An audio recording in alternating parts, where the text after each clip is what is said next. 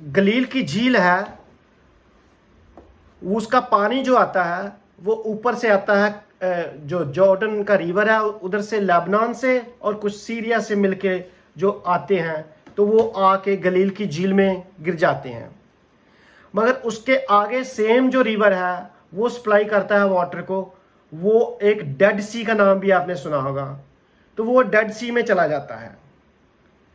अब मेरे दिल में ख्याल आ रहा था कि ये क्या है कि उसको डेड सी बोलते हैं, और जो गलील की झील है उसमें बहुत सारे मोजज़े होते हैं। तो जब मैंने उसके ऊपर थोड़ा सा रिसर्च किया तो मैंने क्या पाया कि एक ही पानी है जॉर्डन रिवर का, जो लेबनान से, सीरिया से और हरमोन के पर्वत से होके आता है, और वो पानी आके गलील की झील में इकट्ठा होता है, और वही पानी आगे जो जॉर्डन रिवर है वो आगे डेड सी को सप्लाई होता है। मगर दोनों में फ़र्क इतना इसलिए है कि जो गलील की झील है उसमें पानी आता तो है, मगर उसमें आगे ट्रिब्यूटीज बनी हुई है, छोटी छोटी कैनाल, जो उसमें से पानी आगे निकल जाता है। तो इसलिए वहाँ पर जिंदगी है, वहाँ पर मोज़े की है खुदा ने। आज भी अगर देखें, अगर आपको चांस मिले कभी जाने का, तो जाकर देखेंगे कि गलील की झील के आसपास बहुत सारी हरियाली है, ऐसे फलदार बूटे हैं, ओलिव्स गार्डन्स हैं, पेड़ हैं, और वहाँ पे लाइफ है, वहाँ पे पशु पक्षी आते हैं, बर्ड्स आते हैं, पानी पीते हैं और उनको जिंदगी मिलती है। उसके कंपैरिजन में जब हम डेड सी को देखते हैं तो वहाँ पे वो सेम जॉर्डन रिवर का पानी आता तो जरूर है, मगर वो आगे कहीं नहीं जाता, वहाँ से वो वहीं रह जाता है। और इसलिए उसमें फ़र्क ये है कि गलील की जो झील है वो लेती तो जरूर है, मगर वो आगे शेयर करती है पानी को, और डेड सी जो है वो लेता है मगर किसी के साथ शेयर नहीं करता। तो इस वर्ष को जब मैं देख रहा था तो मेरे दिल में भी यही बात आई, प्रभु ने मेरे दिमाग में ये सोची डाली कि जो गलील की झील है हमें उसके जैसा बनना है। इसीलिए खुदावंद अपने चेलों को यहाँ बोल रहा है कि दिया करो ताकि तुम्हें भी दिया जाए। तो जब हम देखते हैं कि गलील की झील है जो पानी लेती है और आगे नहरों को नालों के द्वारा आगे खेतों में डालती है, तो उसको और भी हरियाली मिलती है, उसमें और भी बरकत है, वहाँ पे और भी पेड़ पौधे हैं जिनको जिंदगी मिलती है। जबकि डेड सी को कुछ नहीं, क्योंकि वो देता ही किसी को नहीं है। तो ऐसे मैं सोच रहा था जब, तो मुझे लगा कि ऐसे ही तो यीशु ने हमें भी बोला है कि तुम दुनिया का नमक हो और तुम जगत की ज्योति हो, और ज्योति का काम भी यही होता है कि रोशनी देना। तो हम रोशनी दे सकते हैं, लोगों को अच्छी बातें सिखा सकते हैं, प्रभु के कलाम के बारे में बता सकते हैं कि उसमें क्या क्या सच्चाइयाँ हैं और कैसे हम दे सकते हैं। इसी के मार्फत जब मैं सोच रहा था तो मेरे दिल में आया कि सबसे बड़ी बात जो हम दे सकते हैं वो खुदावंद यीशु मसीह की गवाही है। सो पहली बात, जो अपार्ट फ्रॉम मनी, जो हम सोचते हैं हम दान दशवांश देते हैं, उसके अलावा जो हम दे सकते हैं वो है जिंदा खुदा की गवाही। क्योंकि जब हम गवाही देते हैं तो ये ना सिर्फ सुनने वाले को बल्कि सुनाने वाले को भी बरकत देती है। पहली तो मैं बात आपको बता दूं कि गवाही से शैतान है, जो डेवल है, डरता है। उसको पता है कि इसके बंदे के ऊपर गवाही है जो हो चुकी है, इसकी पर्सनल स्टोरी है, जे इसकी हड्डबीती जिसको हम बोलते हैं, इसलिए इसने खुदा को देख लिया हुआ, इसने खुदा को चखा हुआ है, इसीलिए ये बात बता रहा है। इसलिए जो डेवल है, शैतान है, वो भी गवाही से डरता है। और सुनने वाले को इसलिए फायदा होता है कि उसका विश्वास बढ़ता है। जब हम किसी की गवाही सुनते हैं तो हमें लगता है इसके साथ ऐसा हुआ था, तो अगर मैं अपने प्रभु के ऊपर ऐसा विश्वास करूंगा तो मेरे साथ भी हो सकता है। अगर इसको प्रभु इतनी बरकत दे सकता है तो मुझे भी बरकत दे सकता है। इसलिए जो सुनता है उसको भी उसकी बरकत मिलती है, उसका भी फायदा होता है। और जो सुनाने वाला होता है उसका फायदा ऐसे होता है कि उसके अंदर एक दलेरी मिल जाती है, उसके अंदर हिम्मत आ जाती है कि मैंने ये पहले बात कही है और मैं फिर से कहूँगा। उसके नाम के लिए मैं पहले भी खड़ा था और आज भी खड़ा हूँ। और गवाही के लिए बाइबल हमें बताती है बिब्लिकली कि हमने उसको देख लिया है, हमने उसको सुना है, हमने उसको परखा है, इसीलिए हम उसके नाम की गवाही देते हैं। हम देखेंगे लेटर ऑफ फर्स्ट जॉन, यूहन्ना की जो पहली पत्री है, उसका पहला ही बाब और उसकी पहली ही आयत में ऐसा लिखा हुआ है कि आदि में जो वचन था, जैसे यूहन्ना की इंजील में लिखा गया था, ये सेम यूहन्ना है जो पत्री लिख रहा है। तो उसने ऐसे लिखा है कि आदि में वचन था और वचन ही परमेश्वर था। वचन जब देहधारी हुआ तो हमारे बीच में रहा, तो हमने उसकी ऐसी महिमा देखी है। तो ये बेसिकली उसकी गवाही दे रहा है यूहन्ना। यहाँ पर वो क्या कह रहा है, हम देखेंगे वर्स 1 to 3 में कि वचन हमें आज गवाही के बारे में क्या बता रहा है। उस जीवन के वचन के विषय में जो आदि से था, जिसे हमने सुना और जिसे अपनी आंखों से देखा, वरन जिसे हमने ध्यान से देखा और हाथों से छुआ। ये जीवन प्रकट हुआ और हमने उसे देखा और उसकी गवाही देते हैं और तुम्हें उस अनंत जीवन का समाचार देते हैं जो पिता के साथ था और हम पर प्रकट हुआ। जो कुछ हमने देखा और सुना है उसका समाचार तुम्हें भी देते हैं, इसलिए कि तुम भी हमारे साथ सहभागी हो और हमारी ये सहभागिता पिता के साथ और उसके पुत्र यीशु मसीह के साथ है। हालेलुया। सो बेसिकली ये यूहन्ना है, उसका चेला है यीशु का, ये कह रहा है कि हमने उसको देखा है, हमने उसको छुआ है, हमने उसको टच करके फील करके देख लिया हुआ है, हमने परख लिया है कि वो ही खुदावंद का पुत्र है, वो ही एक ऐसा ईश्वर है जो हमें मुक्ति दे सकता है, वो ही एक रास्ता है, वो ही जीवन है और वो ही वे है लाइफ का जिससे हमें मुक्ति मिलेगी। सो यहाँ पर वो यही बात बोल रहा है कि हमने उसकी गवाही को देखा हुआ और हम क्यों ना शेयर करेंगे। अगर इसी चैप्टर के इसी बुक की चैप्टर 4 और वर्स 14 में देखें तो यहाँ भी वो गवाही की बात कर रहा है। फिर से यूहन्ना एक बार बोलता है चैप्टर 4 वर्स 14, हमने देख भी लिया और गवाही देते हैं कि पिता ने पुत्र को जगत का उद्धार करता करके भेजा है। वो कहता है हमने देख भी लिया और हम इसकी चीज की गवाही देते हैं कि पिता परमेश्वर ने हमारे लिए उस पुत्र को, खुदावंद यीशु मसीह को हमारे लिए भेजा ताकि हम उद्धार पा सकें, ताकि हम उसके द्वारा साल्वेशन पा सकें। तो ये यूहन्ना जो है बेसिकली खुदावंद की गवाही दे रहा है और इसलिए मैं कहता हूं कि हमें भी गवाही देनी चाहिए। इसी गवाही की मार्फत अब जब आगे पढ़ेंगे तो चैप्टर 5 की वर्स 10 में भी वो ऐसे बोलता है। मैं चाहूंगा आप 10 से 12 तक पढ़ दें तो हमें थोड़ा ज्यादा क्लियर हो जाएगा। पहला यूहन्ना 5 उसकी 10 से 12। ये letter of first John chapter 5 verses 10 to 12।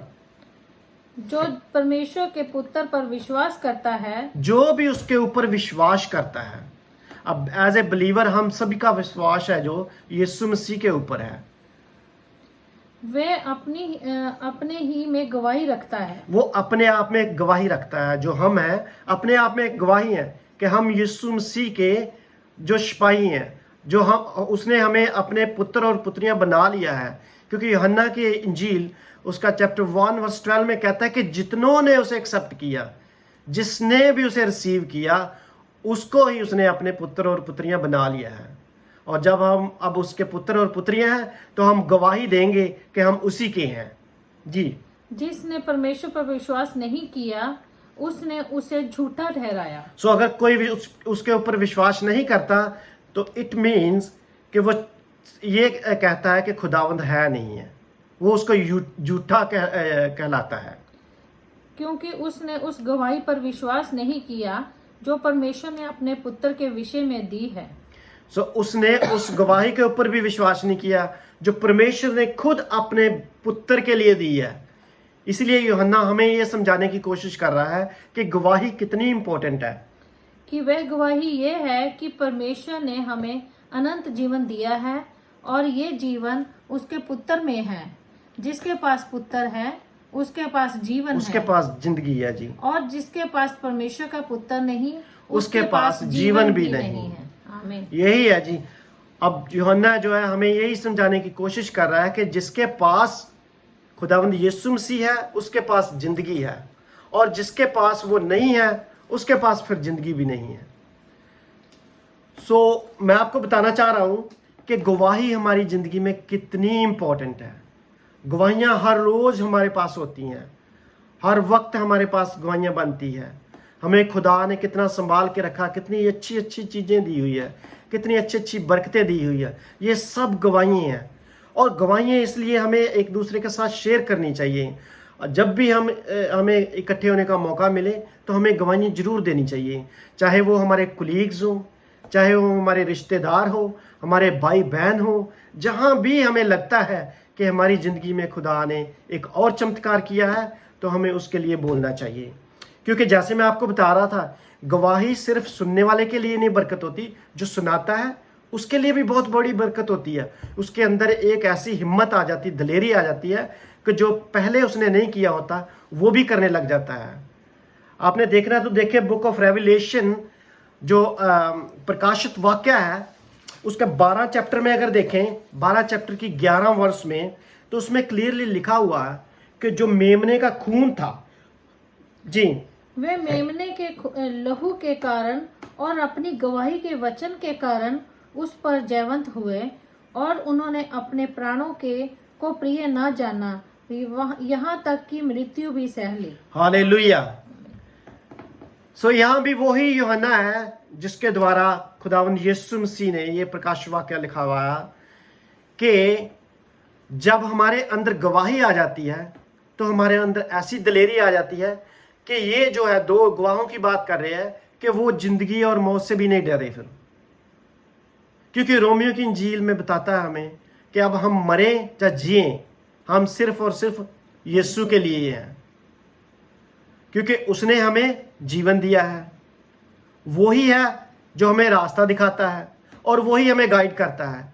इसलिए अगर हम जिए तब भी यीशु के हैं, अगर हम मरे तब भी यीशु के हैं। हम तो सिर्फ परमेश्वर की महिमा ही करेंगे। और इसी के बारे में 1 कुरिन्थियों चैप्टर 6 वर्स 19-20 में भी लिखा हुआ है कि तुम नहीं जानते तुम पवित्र आत्मा का मंदिर हो और प्रभु का आत्मा तुम में वास करता है, इसलिए तुम परमेश्वर की महिमा के योग्य ठहराए गए हो, और इसलिए तुम्हें परमेश्वर की महिमा भी करनी चाहिए जी। 1 कुरिन्थियों 6 बाप उसके 19-20 दोनों वर्ष पढ़ेंगे। क्या तुम नहीं जानते कि तुम्हारी देह पवित्र आत्मा का मंदिर है, और जो तुम में बसा हुआ है, और तुम्हारे परमेश्वर की ओर से मिला है, और तुम अपने नहीं हो, क्योंकि दाम देकर मोल लिए गए हो। इसलिए अपनी देह के द्वारा परमेश्वर की महिमा करो। हालेलुया। यहाँ पर वो हमें बताने की कोशिश कर रहा है कि तुम्हारे पास अपना कुछ नहीं है, तुम्हें दाम देकर मोल लिया गया है, और जब हमें कोई मोल ले लेता है तो हम उसके गुलाम हो जाते हैं। मगर यहाँ पर तो खुदा ने हमें अपने पुत्र पुत्रियां बना लिया है। हम उसकी महिमा क्यों नहीं करेंगे, हम उसके नाम की गवाही क्यों नहीं दे सकते। My dear brother and sisters, जब मैं इस चीज को, इस गिविंग को आज देख रहा था तो फिर से मेरे अंदर एक ख्याल आया कि क्यों ना हम भी उस गलील की झील की तरह बन जाएं, जो लेती तो जरूर है जो दरिया से, मगर वो देती भी है, बांटती भी है। जब हम यीशु की गवाहियां देंगे तो हमारे अंदर वो और गवाहियां क्यों नहीं पैदा करेगा। जो एक झील को इतनी बरकतें देता है वो हमें क्यों नहीं वो बरकतें देगा जब हम उसके नाम की गवाही देंगे। मैंने आज से ये सीखा है कि जब हम लेते हैं तो हमें देना भी चाहिए, क्योंकि बाइबल हमें सिखाती है लेने से देने वाला मुबारक है। बेहतर है वो इंसान जो देने वाला है, जो लेने के लिए नहीं बल्कि देने के लिए जो रेडी रहता है, जो दयावंत रहता है। जो हमारा बेस वर्स था लूका की इंजील चैप्टर 6 वर्स 38 पढ़ा था। अगर हम 36 देखें तो उसमें भी यही खुदा ने लिखा हुआ है कि तुम भी ऐसे दयावान बनो जैसे तुम्हारा परमेश्वर पिता दयावान है। जैसे वो दया करता है वैसे ही तुम भी दया करो। सो पहली जो आज चीज मैंने सीखी है और आपके साथ शेयर करता हूं कि वो अगर हमें कुछ देना है तो उसके नाम की गवाही देनी है। हालेलुया। हालेलुया। अब मैं आपके साथ शेयर करूंगा कि दूसरी चीज मैंने क्या सीखी है कि अगर हमें कुछ देना है तो क्या देना चाहिए। उसके बारे में हम देखेंगे verse same book of Luke chapter 6 verse 37। दोष मत लगाओ कि तुम पर भी दोष नहीं लगाया जाएगा। जी, दोषी ना ठहराओ तो तुम भी दोषी नहीं ठहराए जाओगे। क्षमा करो तो तुम्हें भी क्षमा किया जाएगा। आमीन। सो ये वर्स फुल ऑफ ब्लेसिंग्स है, बेसिकली फुल ऑफ सीखने के लिए वेरी वेरी पावरफुल जो वर्स है। इसका जो सेकंड पार्ट है वर्स 37 का, उसी के ऊपर मैं थोड़ा सा डिस्कस करूंगा आपके साथ, आज शेयर करूंगा। वो है माफी के लिए। क्षमा करो तो तुम्हें भी क्षमा किया जाएगा। सो पहली तो चीज हमने सीखी है कि गवाही देनी है। अगर देना है कुछ तो प्रभु के नाम की गवाही। दूसरी चीज जो सीखी है देने के लिए हमारे पास क्या है? माफी, फॉरगिवनेस दूसरे को। क्योंकि खुदा ने खुद कहा है माफ करो तो तुम्हारा स्वर्गीय पिता जो आसमान में है वो भी तुम्हें माफ कर देगा। सेम बुक में देखें, अगर सेम चैप्टर में वर्स 27 में, तो वहां पे यीशु मसीह अपने चेलों से बोलता है कि लव योर एनिमी, अपने शत्रुओं से भी अपने समान प्रेम करो। और अगर वो तुम्हारे सामने गलती भी करते हैं तो उन्हें माफ कर दो। यहां पर कुछ वर्सेस मैं शेयर करूंगा आपके सामने। बुक ऑफ मैथ्यू चैप्टर 18, वहां पे क्या होता है, जब यीशु इसी फॉरगिवनेस के ऊपर बता रहा होता अपने चेलों को कि अपने भाई को माफ कर दे। अगर तेरे भाई ने तेरे विरुद्ध कोई गुनाह भी किया हो, अपराध भी किया हो, तो उसको माफ कर दे। आप मेरे साथ निकालिए मत्ती की इंजील चैप्टर 18 और उसकी वर्स 21 से लेकर 35 तक है, मगर मैं आपके साथ शेयर करूंगा। हम पूरा चैप्टर नहीं पढ़ेंगे ताकि हमारे पास बहुत टाइम नहीं है। सो उसमें वर्स 21 में क्या है कि पतरस पूछता है यीशु से, जब यीशु उनको बोलता है कि अपने भाई का अपराध है जो तुम्हें क्षमा कर देना चाहिए, तो यहाँ पर पतरस पूछ रहा है यीशु से कि खुदावंद यीशु हमें कितनी बार माफ करना चाहिए। तो मैं चाहूंगा वर्स 21 एक बार पढ़ दीजिए प्लीज। तब पतरस ने पास आकर उससे कहा, हे प्रभु, यदि मेरा भाई अपराध करता रहे तो मैं कितनी बार उसे क्षमा करूं? क्या 7 बार तक? यीशु ने ओके जी, देखिए पतरस ने कितनी बड़ी छलांग लगा दी यहाँ पे। वो कह रहा है कि अगर मेरा भाई मेरे खिलाफ अपराध करता ही रहेगा तो क्या मैं उसको 7 बार माफ करूं? कितनी बार माफ करूंगा मैं क्या 7 बार माफ करूं? और वर्स 22 में खुदा ने उसको बोल दिया, यीशु ने, कि 7 नहीं, तुम 7 का 70 गुना उसको माफ करो। 7 का 70 गुना मीन्स 490 टाइम तुमने उसको माफ करना है। ये कोई काउंटिंग की बात नहीं यीशु बता रहा। बेसिकली वो बता रहा है कि माफ करो और भूल जाओ, और माफ करो और उसके बाद अपने मन में कोई ऐसी कड़तन मत रखो, ऐसा कोई ग्रज मत रखो कि माफ कर दिया मगर भूले नहीं उसको हम। जब एक बार तो हमने संडे में बोल दिया था कि मैंने अपने भाई को माफ कर दिया चर्च में, मगर नेक्स्ट संडे जब आया तो फिर हम बोल रहे हैं ये वही है, याद रखना, इससे जरा बच के रहना। तो ऐसे हम, यीशु अपने चेलों को क्या बता रहा है कि माफ करो उनको इतनी बार कि तुम्हें याद ही ना रहो। ऐसा नहीं सोचना कि उसको माफ कर दिया हमने, अब 480 बार हो गए, अब 488 बार हो गए, अब 489 बार उसको माफ कर दिया। नहीं, ये गिनती की कोई बात नहीं है। वो हमें सिर्फ ये बताने की बात कर रहा है कि उसको अनगिनत टाइम माफ कर दो। जितने टाइम भी वो गलती करता है उतने ही टाइम माफ करते रहो उसको। वो कहता है, बहुत सी जगह पे लिखा हुआ कि अपने शत्रुओं से भी प्रेम करो। अगर तुम्हारे गाल पे कोई एक तमाचा मारता दूसरी तरफ कर दो। मगर आज के टाइम पे हमारे अंदर इतनी पेशेंस नहीं होती, और बहुत सारी चीज़ें हैं जो हम उसके लिए खड़े हो जाते हैं। हम ये भी नहीं, कोई आपके खिलाफ गलत काम करता रहे तो उसके सामने आपने बोलना नहीं, उसको भी माफ़ करते रहना। हाँ, जहाँ हो सके खुदा के नाम में उसे माफ़ कर दो, प्रार्थना करो उसके लिए कि खुदाया इसको भी बुद्धि दे, इसको भी अकल दे, ताकि ये भी तेरे विरुद्ध कोई पाप ना कर सके।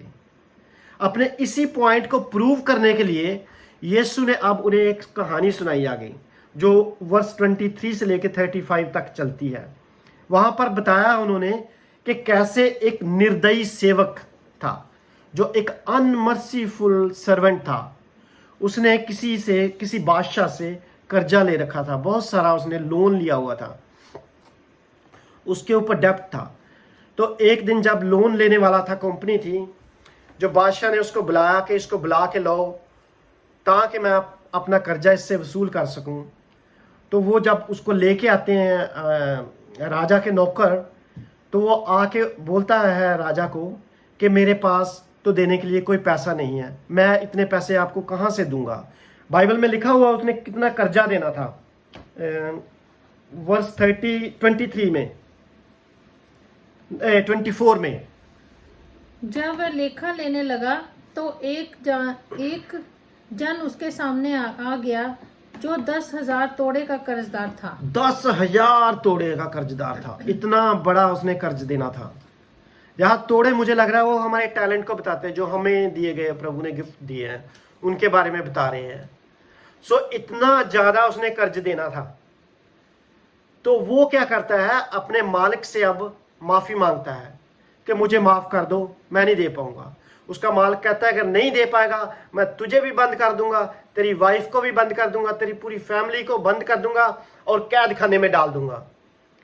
वो नौकर क्या करता है, मालिक के आगे गिर जाता है, नील डाउन होके उससे माफी मांगता है, और उसके मालिक को, उसका राजा जो होता है, उसको तरस आ जाता है और उसको माफ कर देता है। उसको कहता है जा, तेरे सारे गुनाह माफ हुए, तेरे सारे कर्ज मैंने माफ कर दिए, जा। और जब ये नौकर बाहर निकलता है तो इसको एक अपना दोस्त मिल जाता है, अपना ही एक कोई इससे जो नीचे काम करने वाला वो मिल जाता है, जिसने इसके कोई 100 दिनार देने हैं।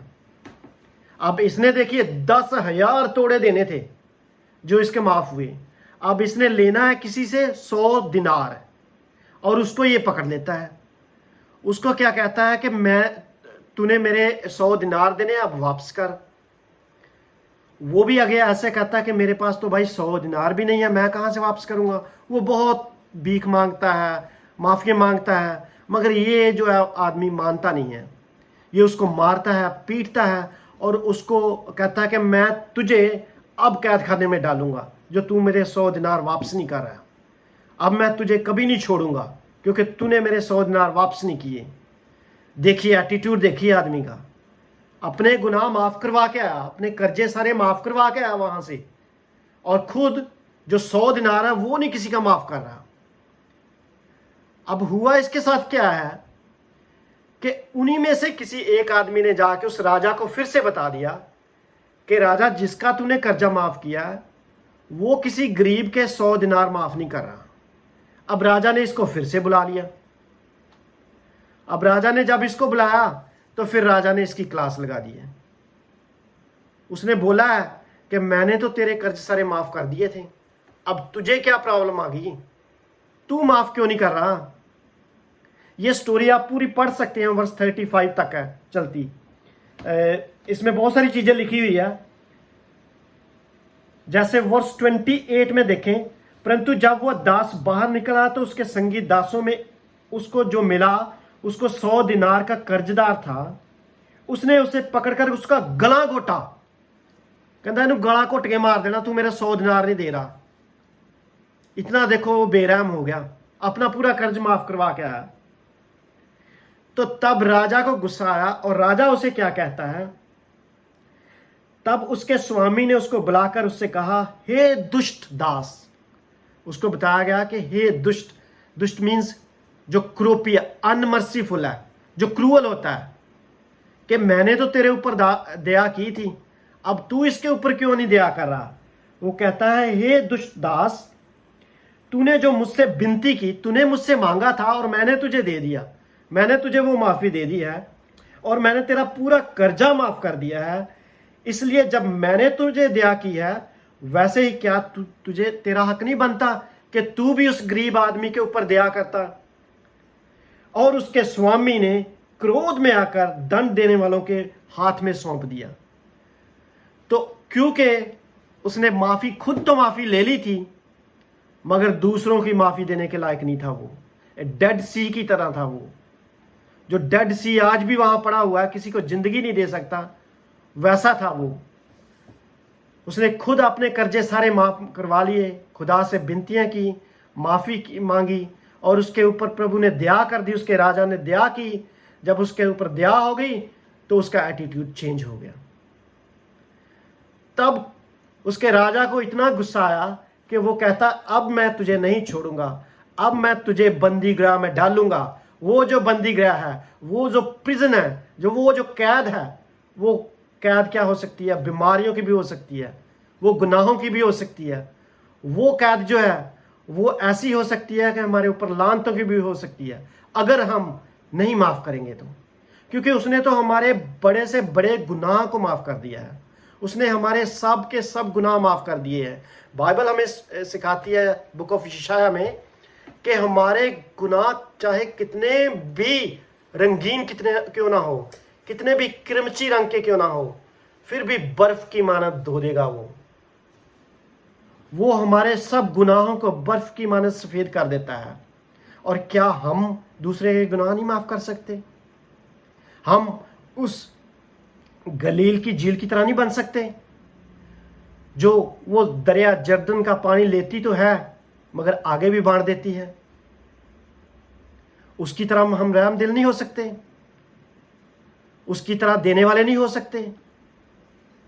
सो सेकंड थॉट के साथ मैं आपके साथ ये बताना चाह रहा हूं कि जहां तक पर हमें गवाही देनी चाहिए, उसके साथ साथ हमें माफी के लिए भी तैयार रहना चाहिए, हमें माफी भी देनी चाहिए।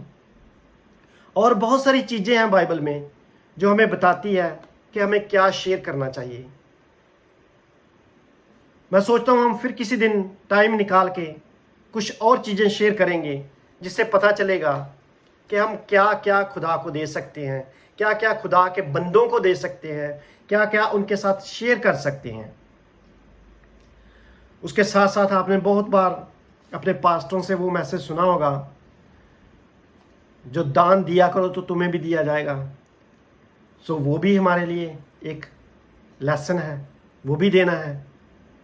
उसके ऊपर भी अगर गौर कभी मिले तो मलाकी की पुस्तक पढ़ लेंगे। मलाकी की पुस्तक में उसके बारे में बहुत कुछ लिखा हुआ कि वो कैसे हमें देगा। जैसे आज हमने देखा लूका 6 बाब की 38 में, दबा दबा के, हिला हिला के। सो फिर हमारे पास इतना जगह नहीं होगी, हमारे पास रखने के लिए जगह कम पड़ जाएगी। इतनी बरकतों से हमें वो मालो माल कर देगा। सो आज के इस डिवोशनल मैसेज के साथ मैं आपके साथ शेयर करना चाहता हूं कि हमें भी देने वाले बनना चाहिए, लेने वाले नहीं। जबकि बाइबल हमें बताती है कि लेने से देना भला है। जो देने वाला है वो मुबारक है, वो खुदा के साथ रहता है, वो खुदा से डरता है।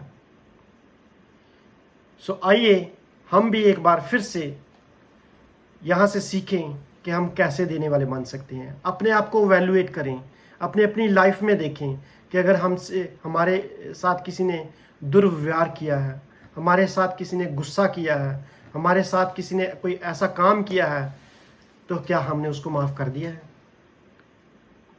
क्या हम गलील की झील बनने के लायक हैं, और जहाँ डेड सी की तरह ही पड़े रहते हैं, जहाँ पे ना कोई ज़िंदगी है, ना कोई लाइफ है, जो लेती तो है पर आगे किसी को देती नहीं है? So my dear brother and sisters, I would like to encourage you, be a giver, not a receiver all the time. खुदा से मांगो तो वो तुम्हें देगा। इसके साथ ही आप सबको कहना चाहता हूँ, गॉड ब्लेस यू। खुदा के नाम में बढ़ते रहो। आमीन।